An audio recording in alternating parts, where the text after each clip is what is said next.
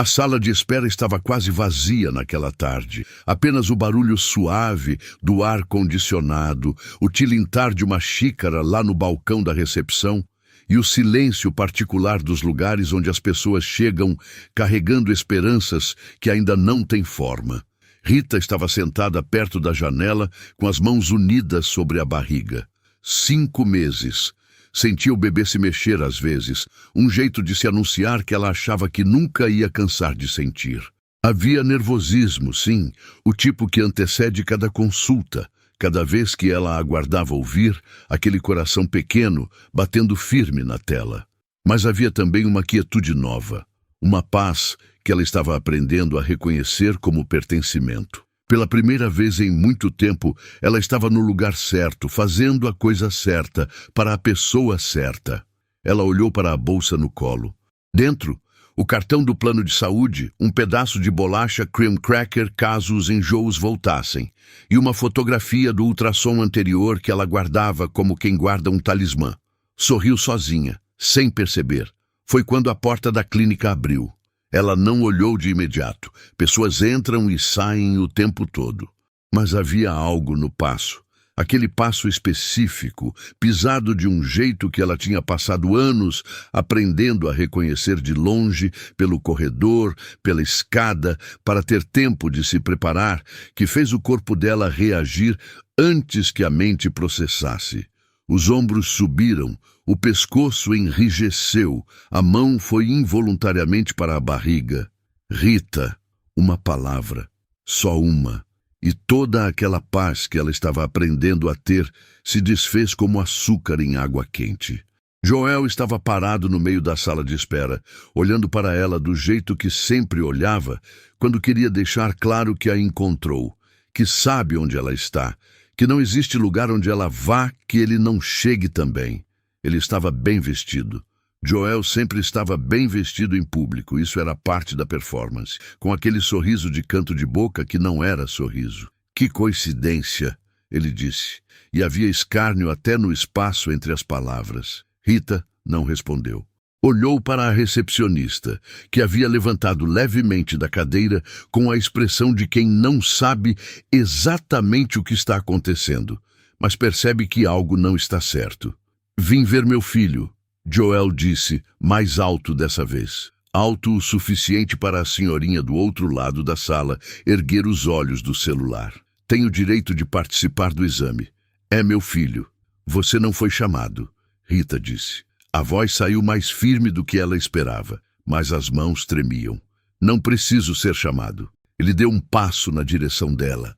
Você saiu da minha casa, Rita. Saiu sem falar nada, sem dar explicação, levando o meu filho na barriga.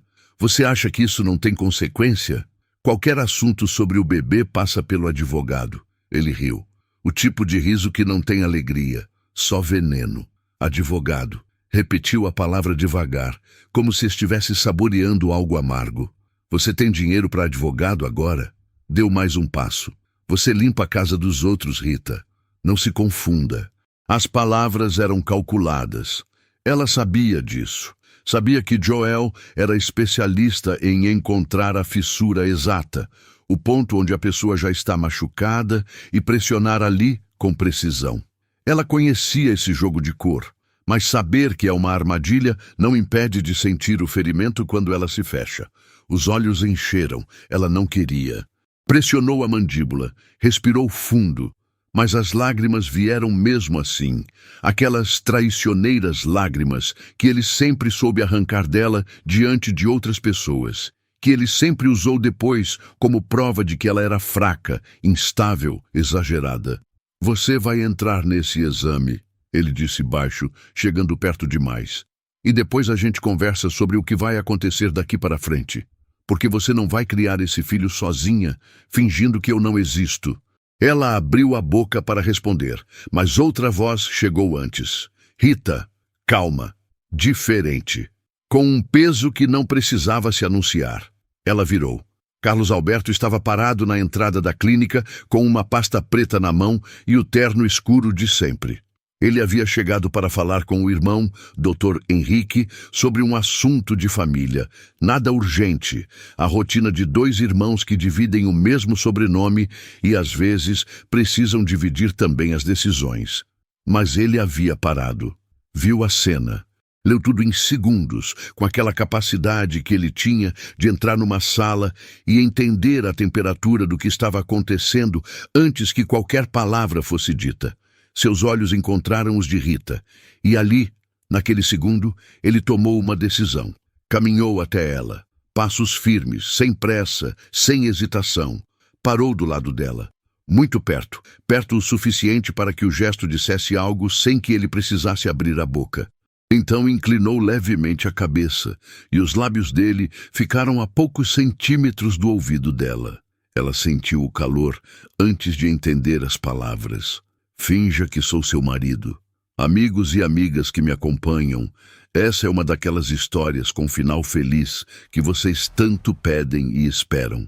Se estão aproveitando a narrativa até aqui, deixem o like e contem nos comentários de onde estão me ouvindo. Quero saber até onde essas histórias estão chegando. Quero mandar um abraço especial para Sueli Márcia, de Guaiçara, em São Paulo, para Isabel Zelinda da Silva, do Rio de Janeiro, e para Nadir Albano, de Campinas, em São Paulo. Vocês, assim como todos os ouvintes do canal, são muito especiais para mim, e cada comentário de vocês faz toda a diferença no vídeo. Adoro ler todos. E para quem comentou abraço, junto com o nome da sua cidade, fiquem tranquilos. Nos próximos vídeos, vou mandar o abraço de vocês também, combinado?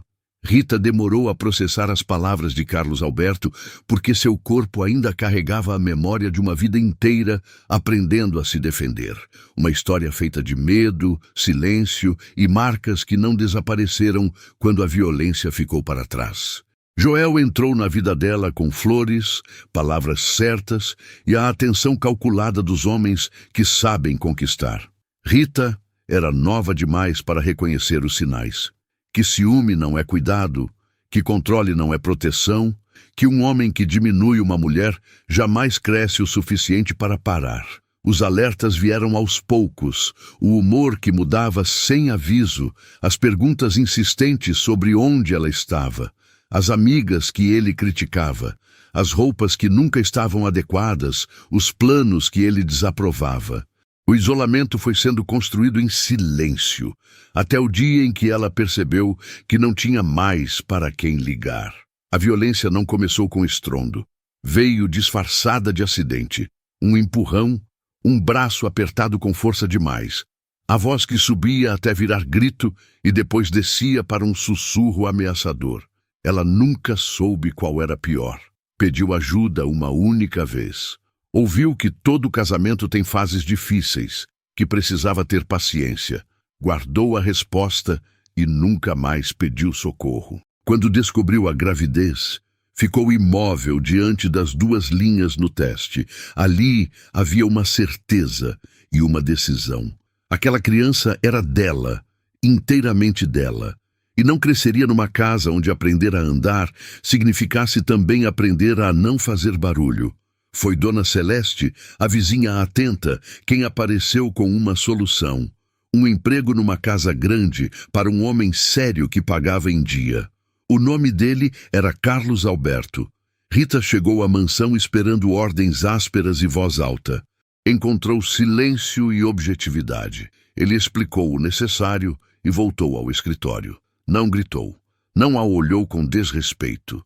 Quando ela quebrou um copo no segundo dia e se encolheu, pronta para o impacto, ele apenas perguntou se ela havia se machucado.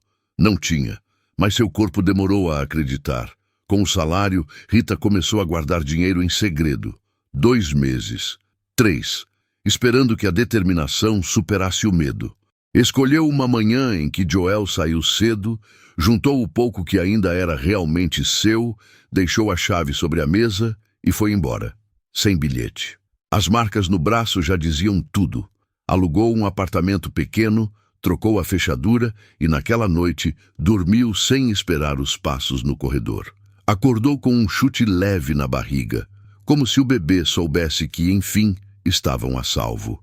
Na clínica, Ao ouvir as palavras de Carlos Alberto, Rita fez algo que ela mesma não esperava de si mesma. Ela acreditou. Não pensou, não calculou. Apenas se deixou apoiar naquilo como quem, depois de muito tempo andando sozinha, encontra um muro e simplesmente encosta. Ela virou para Joel com a coluna ereta e disse, com uma voz que carregava algo novo dentro dela: "Esse é meu marido." Carlos Alberto estendeu a mão para Joel com a naturalidade desarmante de quem não precisa provar nada, sem sorrisos forçados, sem intimidação explícita, apenas presença. "Carlos Alberto", ele disse. Só isso. O nome como declaração suficiente. Joel olhou para a mão, depois para Rita, depois para Carlos. Havia uma guerra acontecendo atrás dos olhos dele, o ego puxando para um lado, o instinto de recuar puxando para o outro, porque havia algo em Carlos Alberto que Joel reconhecia imediatamente, o tipo de reconhecimento involuntário que homens como Joel fazem diante de homens que não conseguem intimidar. Não sabia que ela tinha se casado, Joel disse com um sorriso torto de quem ainda está tentando. "Há coisas que ela não deve satisfação a você", Carlos respondeu. A voz era baixa, educada, com gelo dentro. "Ela não quer sua presença nesse exame. Isso não é uma discussão, é um comunicado. Se você tiver alguma questão legal, o caminho é a justiça." Uma pausa precisa. "Você sabe onde fica ou precisa de ajuda?" O silêncio que se seguiu durou poucos segundos, mas foi suficiente. Joel endireitou os ombros, jogou o olhar para Rita com a promessa silenciosa de que aquilo não estava acabado, e saiu. A porta se fechou, e Rita percebeu que estava tremendo. Carlos colocou a mão levemente nas costas dela, suave, sem pressão, o tipo de toque que pergunta antes de oferecer, e disse em voz baixa: "Vamos entrar." Ela ouviu o coração do filho naquele dia, batendo forte, regular, cheio de uma vida que ainda não entendia nada do que havia acabado de acontecer do lado de fora. Mas ela entendia, e chorou de um jeito diferente, não o choro que Joel arrancava, o outro, o que vem quando algo finalmente para de doer. Depois da clínica, Carlos Alberto não falou nada no carro, só quando chegaram à mansão, porque ele havia insistido com uma calma que não admitia recusa. Ele fez uma xícara de chá, colocou na mesa e sentou do outro lado com aquela postura direta que ela já conhecia bem. "Por que você não denunciou?" ele perguntou. Ela olhou para o chá por um momento. "Porque eu achei que não ia adiantar." Ela disse sem enfeite. "Porque ele é convincente e eu sou faxineira e eu sabia como essa história seria contada." Carlos ficou quieto. Depois: "Hoje ele te ameaçou diante de testemunhas, dentro de um lugar com câmeras em todos os ângulos." Pausa. "Meu irmão já está verificando as gravações. Com sua permissão, isso vai para a polícia essa semana." Ela levantou os olhos para ele. "Por que você está fazendo isso?" Ele não respondeu de imediato. Havia algo nele que ela percebeu naquele momento, uma camada embaixo da seriedade, algo que ele carregava quieto, que não ficava aparente para qualquer pessoa, mas que ela por algum motivo conseguia ver. "Porque dá para fazer", ele disse por fim. "E porque ninguém deveria ter que enfrentar isso sozinho." Ele pediu que ela ficasse, por segurança, enquanto o caso corria. A mansão era grande, havia quarto de sobra e o bebê estava chegando. Havia uma lógica sensata em tudo aquilo que tornava mais fácil não pensar nos outros motivos pelos quais ela disse sim, sem demorar muito. A convivência foi se instalando com a naturalidade das coisas que não foram planejadas, mas fazem sentido. Café da manhã nos horários diferentes que foram se ajustando para o mesmo horário. Silêncios na cozinha que não eram incômodos, que eram de alguma forma descansados. Conversas que começavam como informação e terminavam como confidência.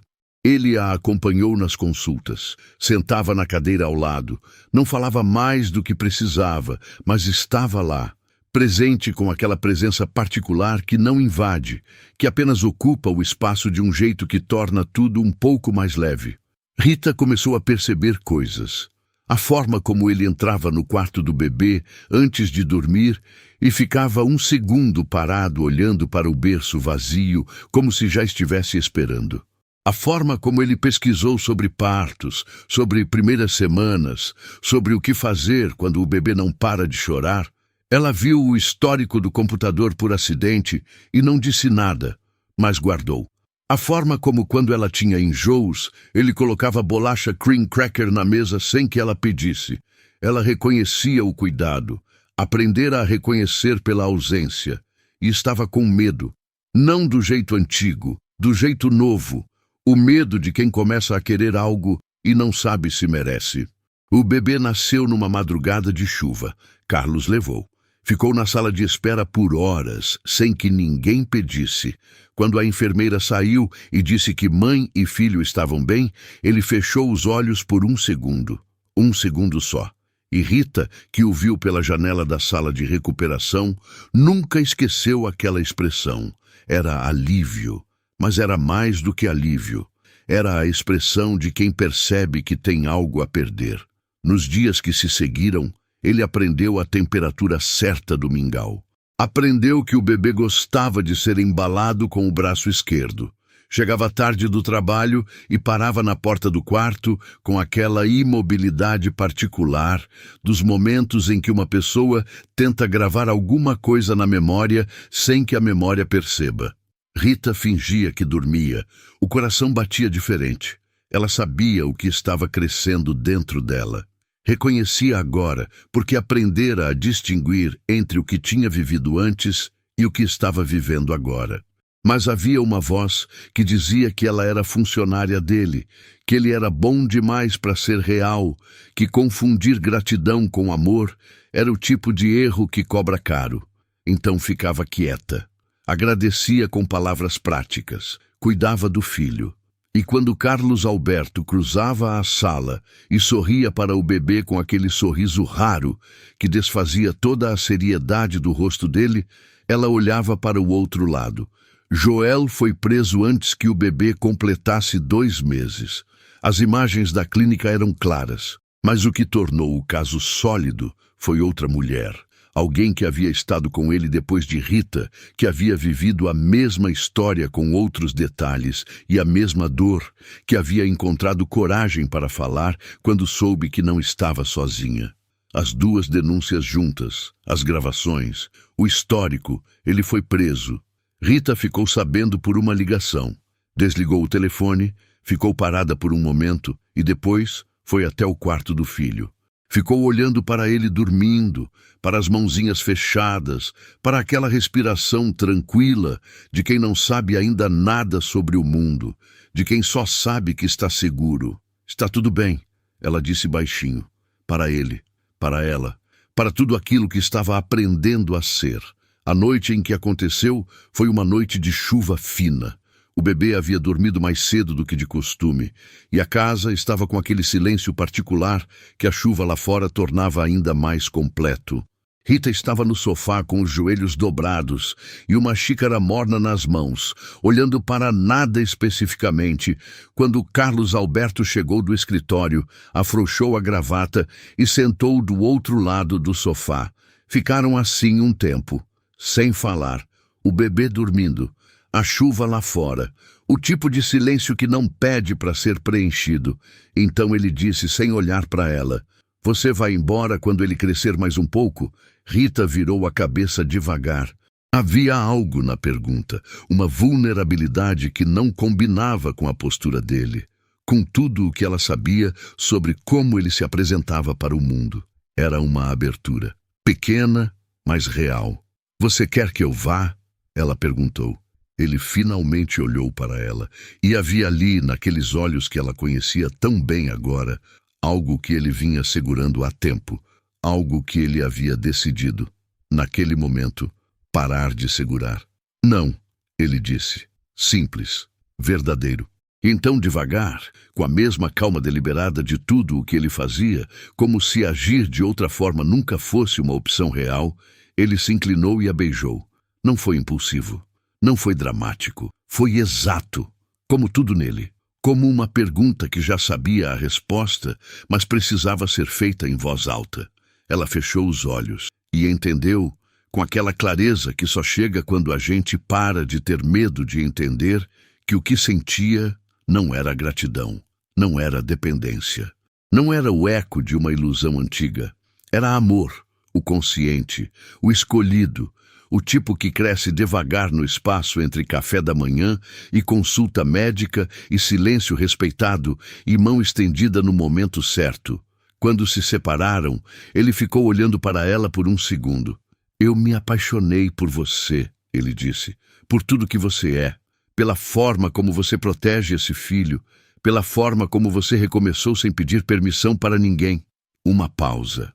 Eu já estava apegado antes de perceber que estava. Ela sorriu, devagar, com aquele sorriso que vem de dentro, que não precisa de esforço, que é simplesmente a face que o rosto faz quando tudo finalmente está no lugar. Eu também, ela disse, mas eu tinha medo. De quê? De confundir. Ela olhou para ele. Fui confundida muitas vezes. Ele assentiu. Entendeu sem que ela precisasse explicar mais. Não tem pressa, ele disse, mas havia um beijo que já tinha acontecido. E há coisas das quais não se volta, não porque foram erradas, mas porque eram certas desde o começo e estavam apenas esperando pelo momento certo para ser ditas. 1 ano depois, o jardim da mansão floresceu junto com a nova vida de Rita. Carlos, que nunca ligou para flores, plantou as brancas que ela mais gostava, surpreendendo-a na manhã do casamento. Dona Celeste chorava orgulhosa na primeira fila. O Dr. Henrique foi padrinho com a certeza de quem já previa aquele desfecho. Rita entrou com o filho no colo, de vestido simples, não como quem é salva, mas como quem escolhe chegar. Carlos a esperava no altar e, ao vê-la, sussurrou. Dessa vez não é fingindo. Ela sorriu entre lágrimas, as últimas marcadas pelo passado. Depois dos votos e do beijo, Rita entendeu que, às vezes, o recomeço vem em silêncio, a proteção surge inesperada e o amor simplesmente fica, até se tornar impossível imaginar a vida sem ele. Se essa história tocou o seu coração, para um segundo e comenta aqui embaixo o que você sentiu. Pode ser uma palavra, pode ser uma frase, pode ser tudo o que ficou dentro de você depois de ouvir isso. Sua mensagem pode chegar a alguém que está passando por algo parecido e precisa saber que existe o outro lado dessa história, que existe a saída, que existe o recomeço. Deixa o seu like, se inscreve no canal e compartilha com alguém que você ama e que precisa ouvir que ainda dá para acreditar. Fiquem com Deus e até a próxima história.